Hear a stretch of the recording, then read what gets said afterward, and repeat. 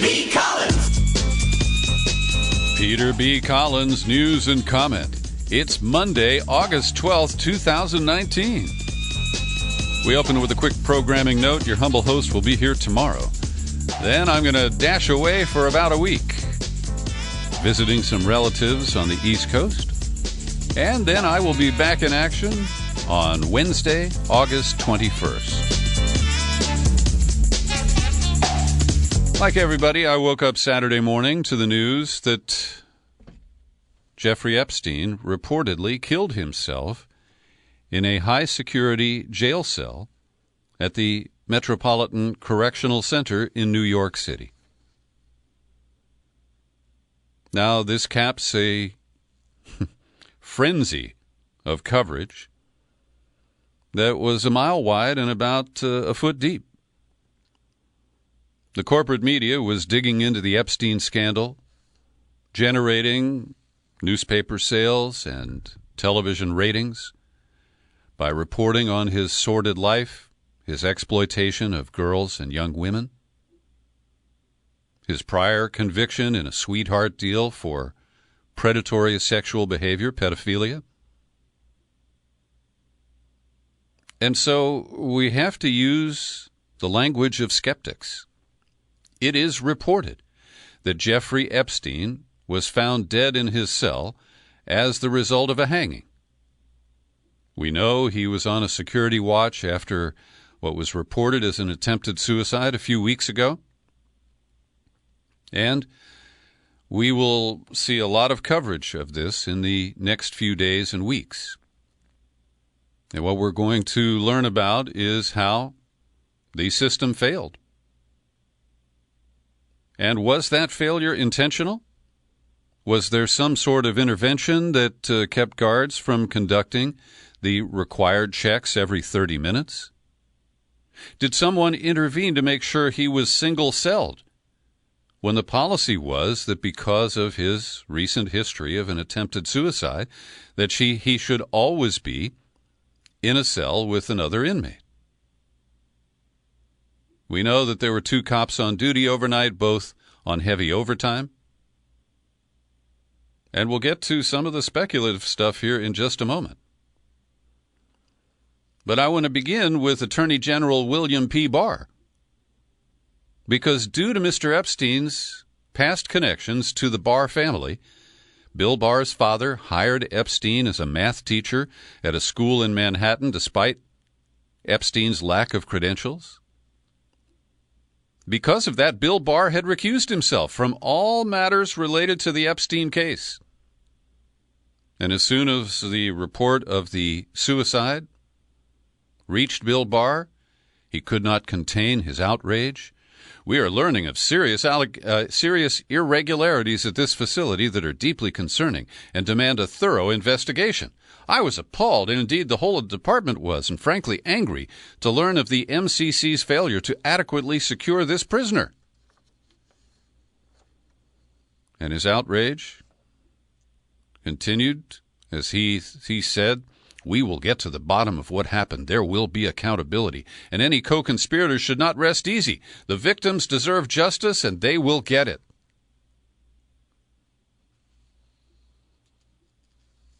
Now, that sounds real strong, doesn't it? Like a dedicated law enforcement professional who has no bias, has no need to protect anyone from where this investigation might go.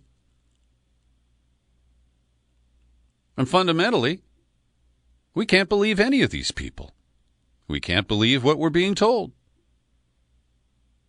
Skepticism is the healthiest way to approach this, but then, of course, you're going to be called a conspiracy theorist for failing to knuckle under to the approved narrative.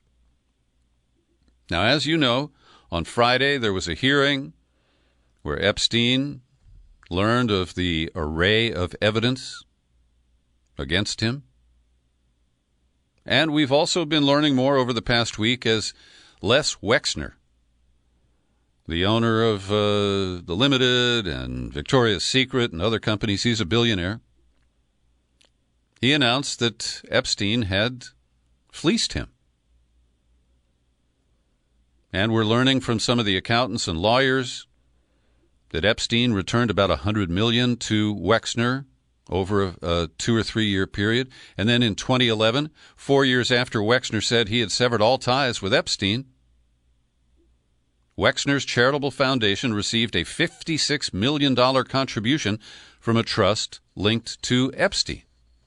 So we have financial scandals, and there is the clear impression that I have, and I'm not alone, that Les Wexner was one of the victims of Jeffrey Epstein's sexual blackmail. Why else would he allow him to take total control over his fortune and not call the authorities when he discovered the money that was missing? And so we've got the Epstein story, we have Bill Barr, and you may be aware that there is a virus called Epstein-Barr. We have a new strain. Now, the old version is called human gamma herpes virus 4. It's one of 8 known human herpes virus types in the herpes family, one of the most common viruses in humans. And in its extreme symptoms, Epstein-Barr produces chronic fatigue. And we have our Epstein and we have our Barr, and the fatigue, I think, will certainly follow.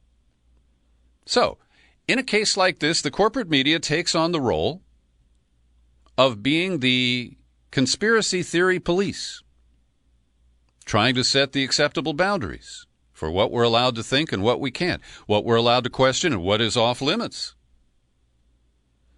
And so the New York Times, in a news article, noted Epstein's death has unleashed a torrent of unfounded conspiracy theories online, with people suggesting without evidence that Epstein was killed to keep him from incriminating others.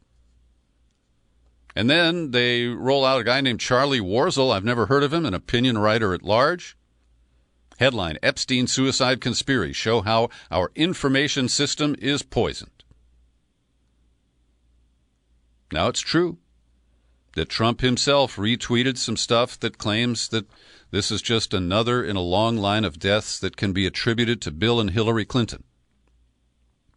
Now, I don't believe it's off limits to question what happened to Vince Foster.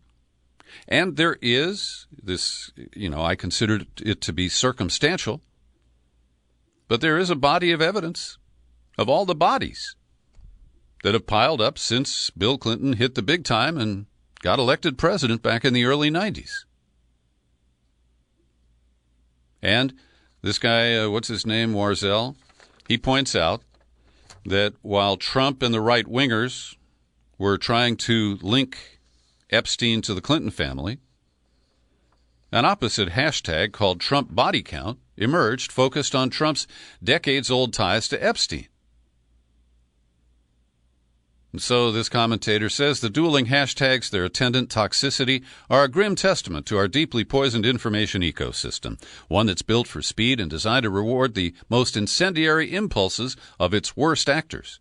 It has ushered in a parallel reality unrooted in fact and helped to push conspiratorial thinking into the cultural mainstream.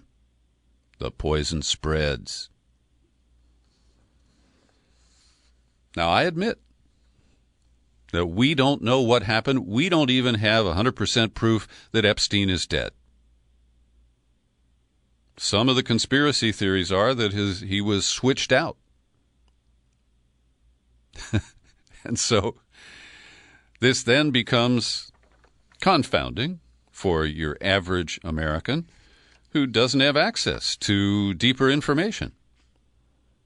And if you're looking for that, I want to once again recommend the series that is incomplete at Mint Press News under the byline of Whitney Webb, where she has looked at the long history of sexual blackmail used by the intelligence community, used by nefarious political actors, including Roy Cohn, who is, of course, a mentor of Donald Trump's. And so you can easily follow these threads and still be quite rational.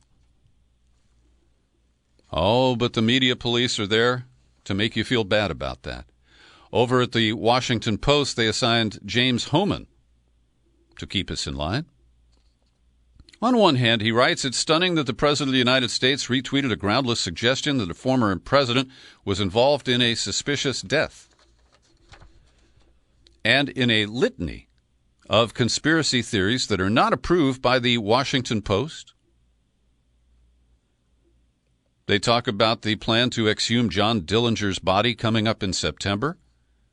They attack the claims of chronic Lyme disease and how it might have been the result of our secret government bioweapons programs. And I aired that out with the author of the new book called Bitten and with Mark Crispin Miller, who is fighting Lyme disease right now. Chris Newby is the author of Bitten. But because a member of Congress has demanded that the Pentagon study and reveal whether weaponized ticks were the original source of Lyme disease, this is now lumped in with the people who may go to Area 51 in September and other elements that are labeled conspiracy theories. And my colleague Russ Baker, who's done a lot of deep investigation, he's the editor-in-chief at Who, What, Why, he asks, are we allowed even to talk about such possibilities? Ever since the CIA in 1967 issued a memo recommending the use of terms like conspiracy theorist to discourage inquiries into non-consensus directions, the corporate media has marched in lockstep to that tune. Continuing to quote Baker, it has continuously deployed this disparaging term to cast a cloud over a diverse range of individuals who have nothing in common. They range from those who accept the most outrageous default explanation for almost everything to serious investigators who wonder if it's possible that, say, every powerful politician in America has been killed by a lone nut. While in other countries people assume a reasonable probability that more may have been going on. Besides, he says, we know that actual conspiracies happen all the time. And this is a central point to me. Because, for example, I ask questions about the origins of Lyme disease, and I'm willing to consider that our government might be the source of it. I'm labeled a conspiracy theorist. But I view it far differently. I'm trying to expose cover-ups, and conspirators cover stuff up, and they float lies and half-truths in an effort to get us to believe what is not true and to divert us from what actually is true. And let's quote from a Facebook post from David Talbot. He, of course, is a famous author, former editor of Salon, and he has exposed many false conspiracy theories over the years. And he writes pretty strongly here, we now live in a criminal, lawless nation where people who know too much about the sleazy lives of the rich and powerful can be suicided to death, where they are conveniently taken off suicide watch at a federal detention center supposedly managed in a way to prevent inmate suicides. The quote-unquote suicide of Jeffrey Epstein. Oh, what the hell. Let's call it what it really was, a politically necessary execution. It reeks of the quote-unquote suicide of Craig Spence back in '89. Spence, a Republican lobbyist with deep ties to the Reagan administration, ran a Washington callboy service, and like Epstein, had the goods on many of America's decadent elite. After his sex racket exploded in the headlines, Spence told friends he would probably be murdered. A termination that would be called a suicide. And guess what, Talbot says? In November of '89, Spence was indeed found suicided in a Ritz-Carlton hotel room in Boston. And Talbot continues, the list of prominent names on whom Jeffrey Epstein had secret dirt, including video and photos, is endless. It includes Trump, Bill Clinton. Epstein's ties to intelligence services, including U.S. and Israeli agencies, are equally obvious. This is how the elite and the secret police under their command operate. Key witnesses get paid off or permanently disappeared. But the Epstein case is so fucking obvious, it shows that the U.S. oligarchy has become so cocky, it doesn't even have to pretend to be lawful anymore. And Caitlin Johnstone, all the way from Australia, headlines her comment, everyone's a conspiracy theorist, whether they know it or not.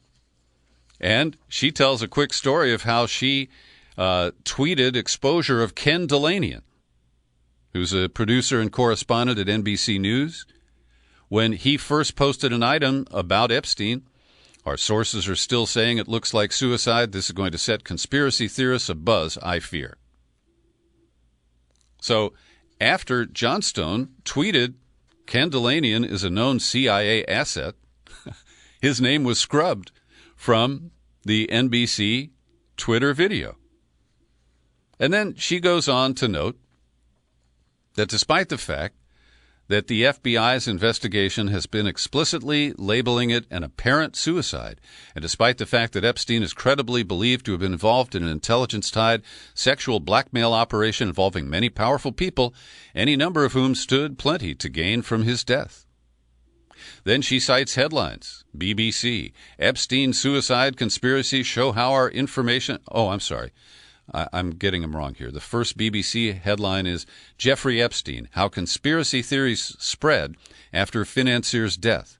Then to the New York Times, and I've got the story here. Epstein suicide conspiracies show how our information system is poisoned. And Johnstone says these outlets generally match Delanian's tone in branding anyone who questions the official story as a raving lunatic. Meanwhile, normal human beings all across the political spectrum are expressing skepticism on social media about the suicide narrative. We're all being force-fed by the establishment narrative managers, many of them prefacing their skepticism with some variation on the phrase, I'm not a conspiracy theorist, but... Then she goes to the dictionary. Conspire is defined as to join in a secret agreement to do an unlawful or wrongful act or an act which becomes unlawful as a result of the secret agreement. All it takes is two or more people to form a conspiracy. She says the meaninglessness of the term has clearly been illustrated by Russiagate, whose adherents react with sputtering outrage whenever anyone points out that they're engaged in a conspiracy theory, despite the self-evident fact that that's exactly what it is, a theory about a band of powerful Russian conspirators conspiring with the highest levels of the U.S. government. And finally, she quotes Cornell University professor Dave Callum. He tweeted about a month ago, I am a conspiracy theorist. I believe men and women of wealth and power conspire. If you don't think so, then you're what is called an idiot.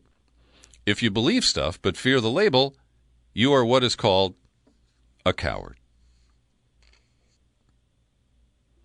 I also want to note some of the more extreme information that is going around on the internet because it could be true. And our friend John LaFrancois in Sacramento emailed me with copies of posts from 8chan. I've never hung out at 8chan, and we have no way of knowing if this anonymous post is credible. But it's written in the voice of somebody who works at the Metropolitan Correction Center. Last night, after the 04:15 count, that's 4 a.m., they took him medical in a wheelchair. Next thing we know, a trip van shows up. We do not do releases on the weekends. How does a guy put in a single-man cell hang himself? The trip van did not sign in, and we did not record the information. A guy in a military outfit was in the back of the van, according to the tower guy who led him through the gate. So I just want you to be aware that there is a lot of information, some speculative, again, some coming from anonymous sources. And I will not call this a suicide and declare that Jeffrey Epstein is dead until we see actual proof. Moving on to other topics, the New York Times, reacting to last weekend's murder sprees across the country, has a deep dive into the failures to address white nationalist extremism, sometimes falsely called domestic terrorism. You know, I shy away from that term because it's so loaded. And they point out that back in 2009, the guy we talked about last week, he issued a report predicting that one of the serious concerns is white nationalist extremism. And then Mike Pompeo led the charge to suppress that report. The Democrats caved. Janet Napolitano, now running the University of California system, was Homeland Security Secretary, and she rescinded the report, and the guy who wrote it was fired. Well, he was reassigned, and they closed his unit. But what's fascinating here is that there is not a single mention of the FBI's role in framing so-called domestic terrorism suspects, most of whom are Muslim. And today, I'm happy to report that Hamid Hayat is a free man. I've covered this Lodi mosque case for years. It was one of the first that tipped me off to the FBI's pattern of falsely framing people by using paid informants, by extracting false confessions. And Hamid Hayat spent 14 years behind bars. He was 25 when he went in. Oh, I'm sorry, he was a little younger than that. Well, yeah, it was his 25th birthday when he was sentenced to 24 years in prison. These numbers don't quite add up. He's now 36. At any rate, he said, "I'm lost for words. I can't believe this day came. I still think this is a dream. I wake up, still think I'm in prison." And his lawyer said, during the 14 years and all the times I met with Hamid and spoke and communicated with him, never once did I hear a word of rancor or bitterness from him. That's extraordinary. Through all of it, his faith sustained him. If this experience proved anything to the world, Hamid Hayat is a man of peace. And this is what I fear in the reaction to Gilroy, El Paso, Dayton. Instead of passing any reasonable gun control laws, we're going to give more power to the FBI and to law enforcement in general. And as you know, I do not support that. Every day I pause for a second to thank the people who support my work here at the Peter B. Collins Podcast with your subscriptions. Stuart Russell kicks in $10 a month. Andrew Rush is a $5 guy. So's Brian Massey. And Aidan McAleer has a Lincoln for me every month. I'd like you to join in, too. I've lost some subscribers due to attrition. Maybe they didn't like my opinions. I don't know. But I'd love to have you sign up and validate my work with a minor contribution every month.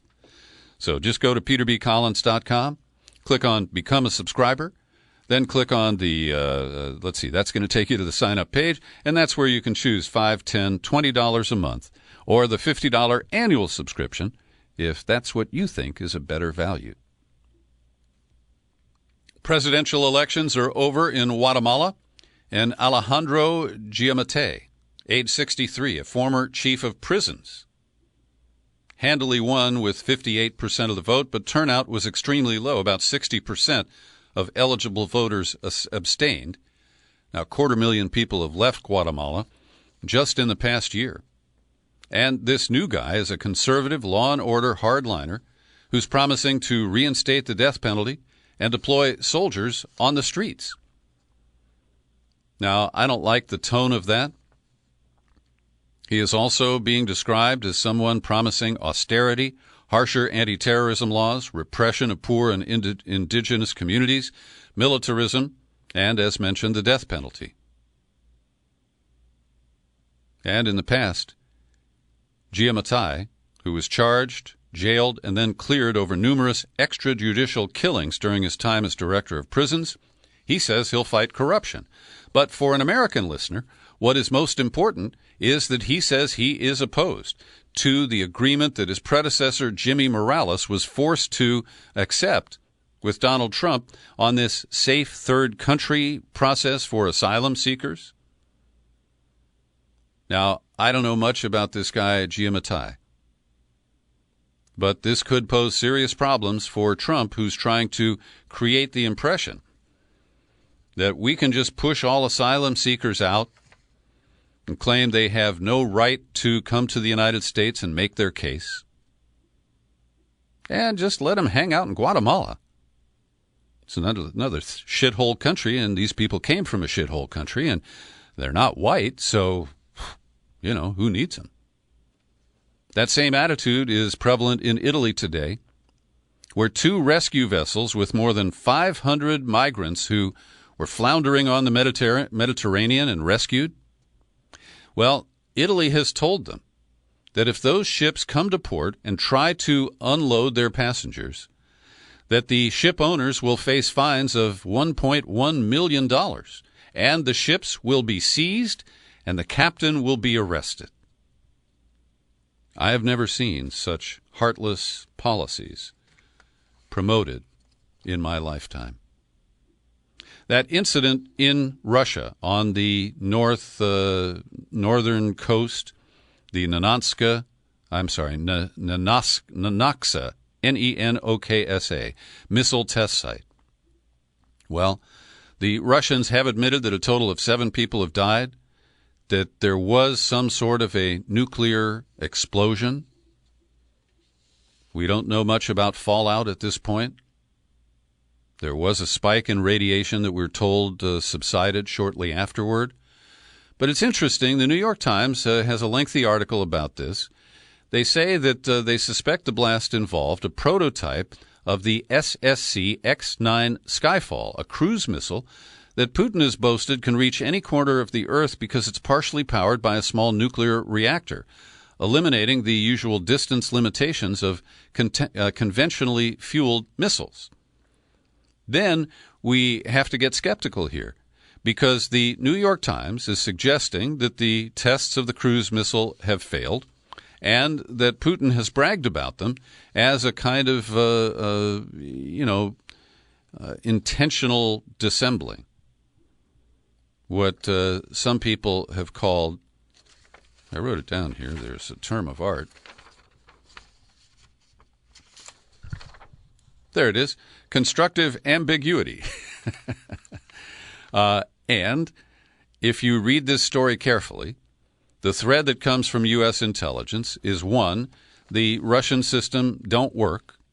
Yes, that's bad grammar. I said it intentionally.